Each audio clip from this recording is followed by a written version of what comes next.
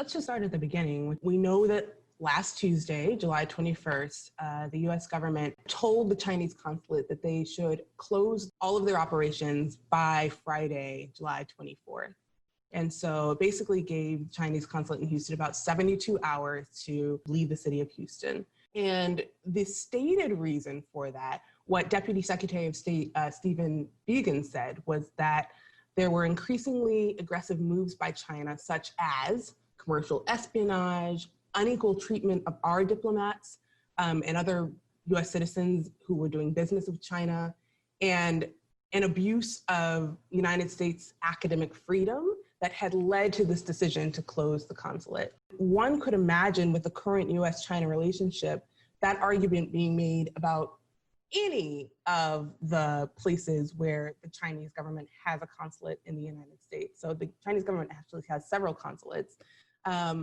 And so people who have sort of seen this unfold have started to say that the reasons actually appear quite general and broad. And that's led many of us to start to think about why right now the decision was made to close the consulate in Houston.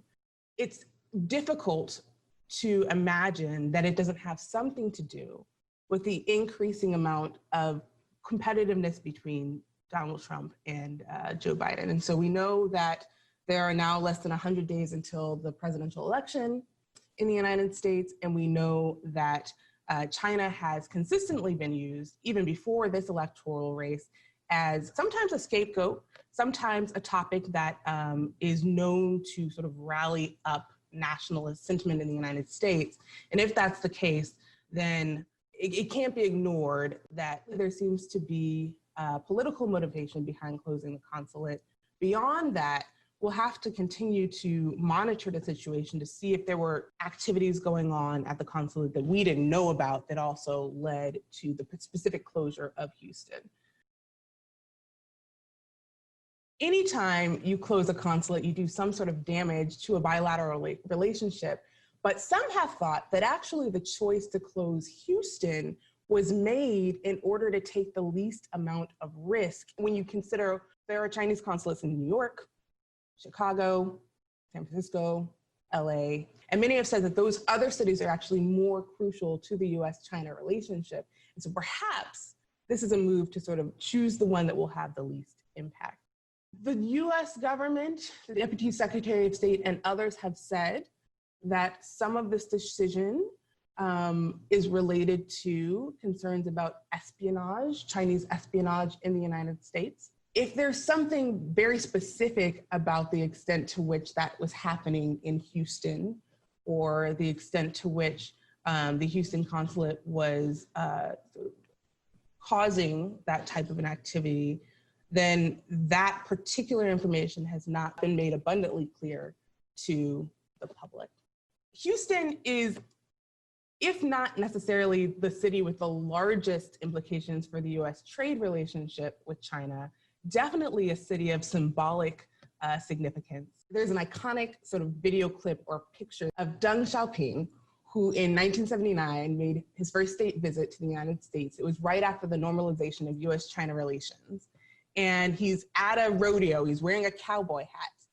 And actually that visit actually opened up the path for Houston to be the city where the first Chinese consulate in the United States was based.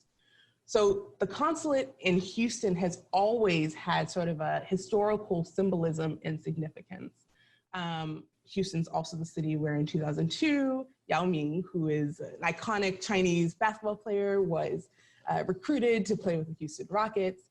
And the Chinese took a lot of pride in that. It opened up the doorway to a pretty large fandom in mainland China for the NBA. And that instance in itself linked, of course, to a much more recent incident in 2019, October, when the general manager of the Houston Rockets ended up tweeting a picture and some words about about protests that were happening in Hong Kong.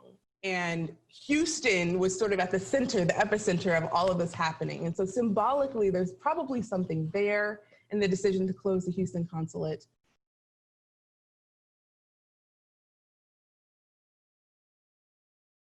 Many suspected that after the U.S. government asked the Chinese government to close its consulate, that the Chinese government would reciprocate.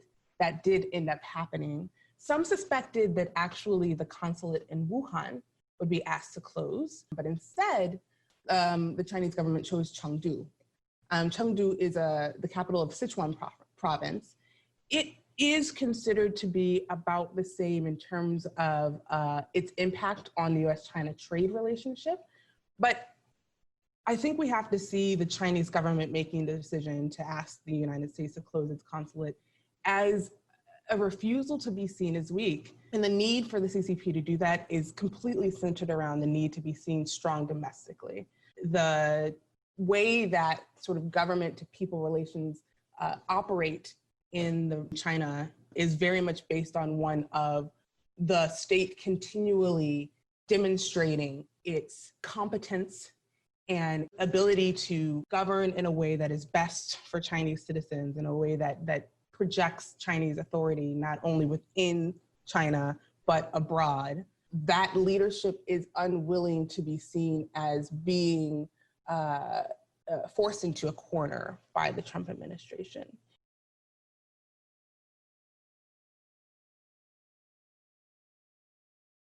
So the immediate cost will be the inability of people in Houston to apply for visas, the inability of having that access to the consulate and able to facilitate that travel. And while that might seem like a small part of a bilateral relationship, it's actually hugely important to the relations between the two countries, because visas allow citizens, for example, from the United States to travel to China, to create business ties with Chinese businesses, to engage on a cultural or people-to-people level with Chinese citizens. The Houston Chronicle did a great article just on this entire incident and found that there were 44 Houston firms that had a total of 113 branch offices in China at the time that this decision was made last week. And there were 17 Chinese companies that had a total of 23 branch offices in Houston at the time that this occurred. And so that meant that companies are actually opening up in Houston in order to be closer to this consulate that could process their visas so that they could travel in between the two countries. Now, that doesn't mean that all of those companies that I mentioned, those Chinese companies that have offices in Houston, have no recourse. It doesn't mean that all of those companies in Houston that have offices in China have no recourse. They can apply for visas through other consulates in the United States.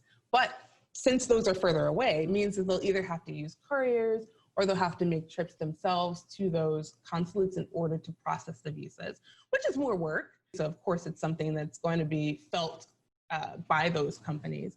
And probably the smaller businesses are the ones that are going to feel those costs the most. It means that students who may have been going to Rice in Houston or to UT Austin, just a little bit away, who used to know that they had a consulate very close to them where if something happened, they could sort of make a phone call so that they could get support, for example, replacing a passport or just getting support for something related to being a Chinese citizen overseas. Now, won't have that there.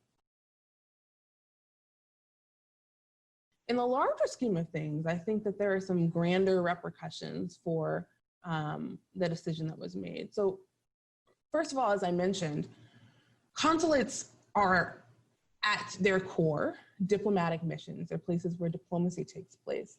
If you systematically begin to cut down on avenues for diplomatic exchange, if you systematically begin to infringe upon the institutions that are created in order to really facilitate dialogue between countries, then I would say you're going to actually move into an arena where the only tools at your disposal are actually ones that are less focused on dialogue and perhaps more focused on some other type of interaction.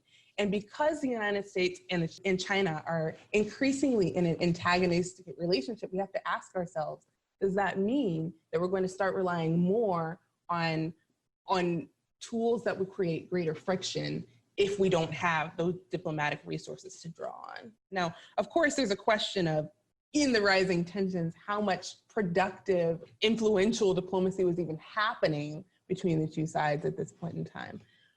But absolutely, there's no chance that it's going to happen in a consulate that doesn't exist. And it's funny because as I'm speaking to you, something is coming to mind. I was sitting in some talk somewhere last week when I heard, I think a former U.S. official use the term burning the boats. And it's a term that actually is adapted from an old Chinese saying. There was a Chinese general who basically once, in a time of war, instructed his men to sink the boats and break all the kettles because they were going to advance, they were going to move forward, and he didn't want any turning back. And so there's this idea that in order to make sure that his men would fully commit to this course of action, you had to get rid of everything behind you, to decimate it all and just move forward. And certainly there's an aspect of closing up consulates so that they won't reopen that has sort of the same symbolism as sinking the boats. You know, we can't go back. We're really committing to this course of action, and one that actually seems like it's increasingly antagonistic. And I hope that that's not the case. I hope there is a way to change course at some point so that we can maintain some sort of a healthy and productive and cooperative relationship with China moving forward. But right now, we're just seeing one more action that will take away from our ability to do that.